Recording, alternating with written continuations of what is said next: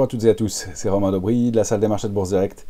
Pour notre brief et analyse graphique du lundi, nous sommes le 30 octobre, il est 15h50. Les marchés américains ont ouvert une heure plus tôt, c'est plutôt nous qui avons changé d'heure ce week-end, donc 14h30 pendant une semaine pour l'ouverture de Wall Street. Voilà. Merci à toutes et à tous pour vos likes, vos retweets, vos partages. Pensez comme toujours à vous abonner à la chaîne Bourse Direct YouTube et puis à nos comptes Twitter respectifs pour le suivi des marchés et notamment des positions ouvertes. Et justement, en ce début de semaine et à propos de la lecture des positions ouvertes, on va commencer par ça. On a eu un comportement de marché très intéressant. Alors, toujours des intérêts faibles, mais des intérêts à la main des vendeurs qui se confirment. Lundi, mardi et mercredi dernier, on avait légèrement rebondi sur des cibles graphiques en Europe et les 3 jours de rebond avaient été marqués par une absence d'intérêt, une baisse de la position ouverte, que ce soit sur le CAC 40 ou l'Eurostoxx. Donc pas de soutien dans le rebond, ça nous rendait très sceptiques sur ce rebond. Et puis on a eu des confirmations jeudi et vendredi. Les 2 séances de baisse ont permis d'enregistrer une augmentation de la position ouverte sur les futurs. Donc petite pression baissière, alors petite de l'ordre de 4%. C'est suffisamment significatif pour être considéré comme une vraie pression et pas uniquement du technique. Ça n'est pas énorme non plus. Et puis surtout, c'est en bas de marché, donc les vendeurs qui se manifestent là ont un ratio risque-rendement qui est plus important, moins sécurisant. Donc créer des grosses pressions baissières sur ce niveau-là, c'est plus compliqué, mais en tout cas, c'est un peu le cas. On l'a vu même aussi sur les marchés américains au moment en fin de semaine et à partir de mercredi, dans des proportions moins importantes, c'est plutôt de l'ordre de 1,5% si on regarde sur le S&P. Donc, petite pression baissière, marché légèrement à la main des vendeurs sur des niveaux stratégiques importants. On a une semaine chargée qui s'annonce toujours avec demain, mardi, des PMI en Chine, le PIB en Allemagne, l'indice des prix de la consommation en Europe pour demain matin, et puis on aura demain après-midi, mardi, la confiance du consommateur du Conference Board aux États-Unis. On notera aussi les publications d'AMD sur les marchés américains, et puis de Bouygues, Stellantis et Thales. Mercredi, grosse journée avec chiffres enquête privée de l'emploi, l'enquête mensuelle ADP des chiffres de l'emploi aux États-Unis, et puis les PMI, les directeurs d'achat aux États-Unis, et surtout en fin de journée, la réunion de la Fed avec donc la décision sur les taux, pause probable attendue par le consensus, à confirmer, et voir surtout le discours pour savoir ce qui va en être sur le mois de décembre. Donc probablement pivot et moment clé des marchés de cette semaine. Jeudi, on aura les PMI en Europe et aux États-Unis, indice des directeurs d'achat, donc ça c'est toujours le marqueur qui est le plus avancé a priori sur la santé de l'économie. Et puis en fin de journée, les publications d'Apple, qui seront évidemment la dernière GAFAM, et évidemment très très observées par nombre d'opérateurs. Et puis on aura en France jeudi les publications d'AXA et Technip Energies, qui n'est pas au CAC 40 mais qui est une grosse capitalisation, je l'avais noté quand même. Vendredi, les chiffres mensuels de l'emploi aux États-Unis, les fameux NFP, Non-Farm Payrolls, et les PMI aux États-Unis aussi, avec comme publication majeure la Société Générale. Donc point d'orgue de la semaine aussi, vendredi, ça va être intéressant et bien sûr très attendu. Donc on a des configurations graphiques, on va aller le voir tout de suite, qui sont un peu dégradées.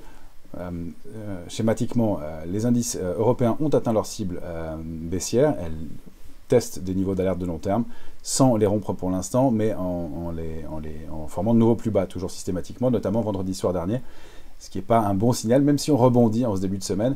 C'est assez maigre et on va le voir pourquoi. Il y a des niveaux d'achat intéressants sur pas mal de titres pour des opérateurs de moyen long terme, mais pas de figure de retournement dans l'immédiat. Et donc, toujours avec cette petite pression baissière et la rupture des niveaux techniques, en revanche, là sur les indices américains, qui eux ne sont pas allés chercher leur cible de long terme, eh bien, ce risque de mouvement baissier complémentaire est un peu plus, peut-être un peu plus violent. Le VIX n'est toujours pas allé chercher sa cible. Donc on va aller regarder ça tout de suite avec le graphique du... je l'avais déjà affiché en fond. Le graphique journalier du S&P 500 qui est ici. Donc on a bien une configuration toujours bien propre. Le S&P qui est en train de rompre sur plusieurs clôtures maintenant sa ligne de tendance haussière de long terme. On l'avait observé ensemble plusieurs fois. Je vais vous la remontrer en dézoomant en mensuel.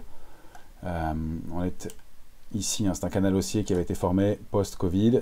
On avait bien touché la borne haute, testé la borne basse, retesté au mois de mars. Et puis là, vous voyez, on teste ce niveau-là en mensuel. Donc la clôture du mois va être importante. Et puis la réaction qui va s'en suivre aussi. sont des niveaux tellement clés qu'on peut passer quelques jours autour. Il ne faut pas les enfoncer sur de trop longues périodes. Si on regarde en hebdomadaire, on a clôturé la semaine dernière clairement en dessous. On préserve le support et la zone d'alerte de long terme, 4137, 4056.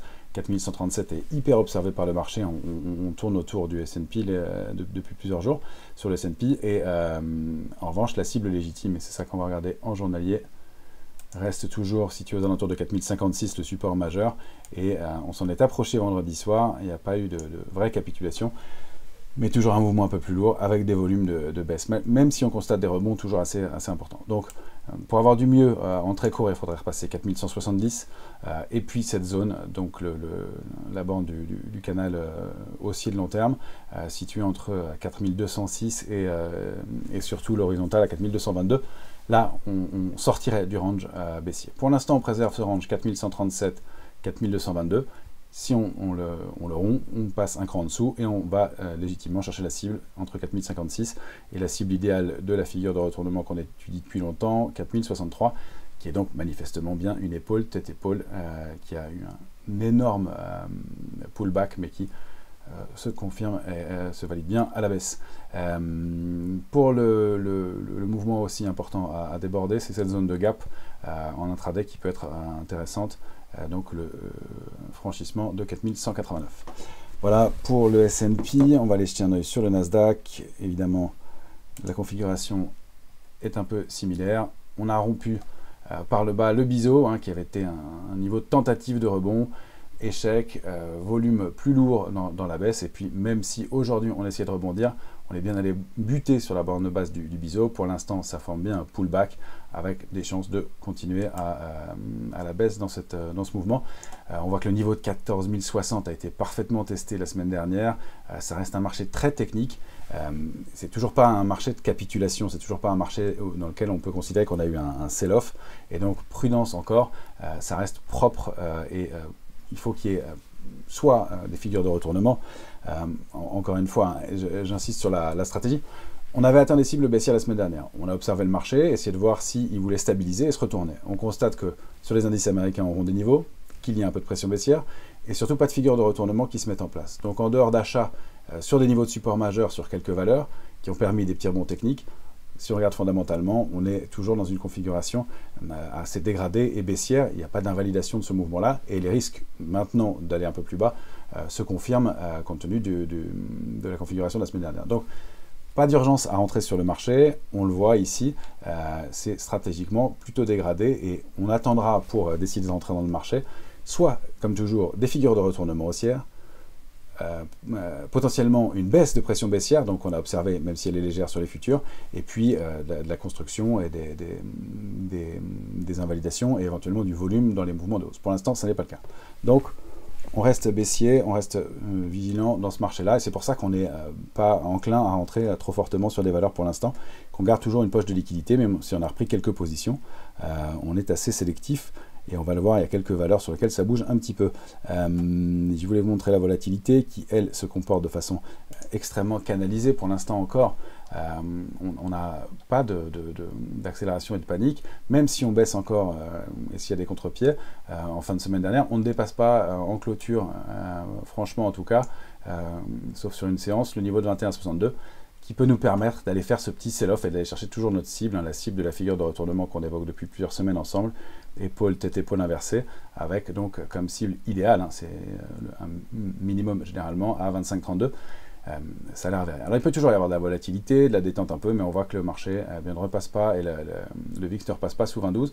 Donc on a toujours cette cible en mire. Du côté des indices européens, c'est toujours assez lourd, même si ça reste canalisé. L'Eurostoxx reste dans son range, 4019, 4068,5. On rappelle que la cible est un peu plus bas sur l'Eurostoxx, on l'a peut-être pas tout à fait touché encore. Au-delà de 3974, en dessous, ce serait bien plus gênant. Je vous remontre les niveaux. Situé sous 3800 points et la cible idéale de la baisse située aux alentours de 3750 points, 3763. Donc on a un vrai risque de capitulation encore. Le niveau n'a pas été préservé. On va aller voir notre futur CAC 40 qui lui aussi est allé chercher loin en futur vendredi soir. Ça c'est toujours important. Je vais le remettre en 14 heures. est toujours important, hein, quand on va tester des niveaux hors séance, on a de bonnes chances que ces niveaux soient revus ensuite en séance. Et on est descendu assez bas vendredi sur fond de baisse des indices américains, puisqu'on a été testé donc une cible intermédiaire à 6760 pardon, autour. Et voilà. Et on voit qu'on n'arrive pas à rebondir aujourd'hui, malgré les tentatives de ce matin. Toujours un marché qui ne décroche pas, mais qui ne trouve pas de relais pour rebondir, avec toujours cette petite pression baissière. Donc nos niveaux sur le CAC 40, ils sont très bien respectés, hein, 825,5 en bas. On a cette tout petit intermédiaire qui a permis de faire des ventes à 863, 865. Il y aurait un léger mieux intraday au-dessus de 887, mais c'est surtout 946 qui donnerait le signal d'un petit rebond technique pour aller chercher la zone de réactivation de court terme. Donc on est loin de retrouver des structures et des niveaux de retournement court terme. Oui, j'avais même reculé à 7068, mais déjà autour de 7000 points, ce serait pas mal. 7068, ce serait plus solide. On a vraiment eu ce mouvement aussi de tentative de rebond et ces mèches ici contre ce niveau-là avant d'accélérer franchement à la baisse. Donc 7068, ça reste le gros niveau. Et ça n'est qu'au-delà de 7181 en clôture qu'on pourrait considérer que la tendance haussière est réactivée à moyen terme. Donc vous voyez, on en est loin pour l'instant. Intraday, on peut même considérer maintenant que c'est 946, on n'arrive vraiment pas à franchir le niveau. Et on n'a pas de figure de retournement. Il va falloir construire quelque chose, soit une épaule, tête-épaule inversée, soit autre chose que, en tout cas, ce petit mouvement avec un tout petit peu de divergence, mais surtout pas de soutien et des volumes qui sont toujours légèrement plus forts à la main des vendeurs. Du côté des actifs, on a une réaction intéressante sur l'argent aujourd'hui, que je voulais vous montrer quand même. Alors c'est toujours très volatile, très nerveux l'argent, mais la structure est relativement propre. On a donc cette épaule formée ici, tête là, et puis peut-être inversée ici. Donc ça nous permet de prendre un petit risque haussier qui peut être intéressant avec un ratio risque-rendement qui est pas mal, parce que tant qu'on est au-delà de 22,30, 22,20, le mouvement est possible, avec une cible, alors il faudrait dépasser la résistance majeure 24,40, 25,32, et pourquoi pas autour de 26,68 qui est un gros niveau. Donc on surveille, il y a une réaction assez forte sur l'argent, qui reprenait plus de 2% tout à l'heure, et avec donc cette ligne de coup à surveiller, même si c'est encore une fois un marché assez volatile, assez compliqué, ça fait partie des arbitrages qui peuvent être intéressants dans ce marché. Pour ce qui est des valeurs, eh bien, on a quelques réactions sur des petits titres. Alors je vais vous en montrer individuellement quelques-unes. Voilà, on a par exemple une valeur comme Reworld Media qui nous donne un petit signal. On prend un petit risque sur ce titre-là en dynamique, sans viser des retournements énormes. Hein. Le mouvement est clairement baissier sur le titre. Simplement, on a un peu de divergence, des volumes qui sont un petit peu plus solides dans les mouvements de rebond, et surtout l'arrêt sur un niveau de support majeur. Hein, si on dézoome, on va le voir comme si il y avait quelques points d'entrée. Là, on est un hebdomadaire. Sur Reworld, on voit que depuis 4 ou 5 semaines, eh bien, sur Reworld, on ramasse un peu au-delà de 3, et donc au-delà de ce niveau-là. Donc, du technique, encore une fois, pas des grosses figures de retournement, mais on a cette petite structure d'épaule, tête-épaule inversée, qui nous permet de tenter un rebond technique. Encore une fois, on reste assez prudent, on met des stops un peu courts, et voilà. Donc elle a tenté de déborder la ligne de coup en séance, elle l'a pas fait franchement pour l'instant, mais on a un petit potentiel haussier pour aller chercher aux alentours de 3,70, 3,73 sur la figure. On n'insistera pas à la rupture de ces mèches-là, donc un ratio risque-rendement qui est de environ 1 pour 2, c'est relativement raisonnable. Voilà. Ça fait partie des petites valeurs sur lesquelles il se passe des choses qu'on regarde. On a proposé quelques autres.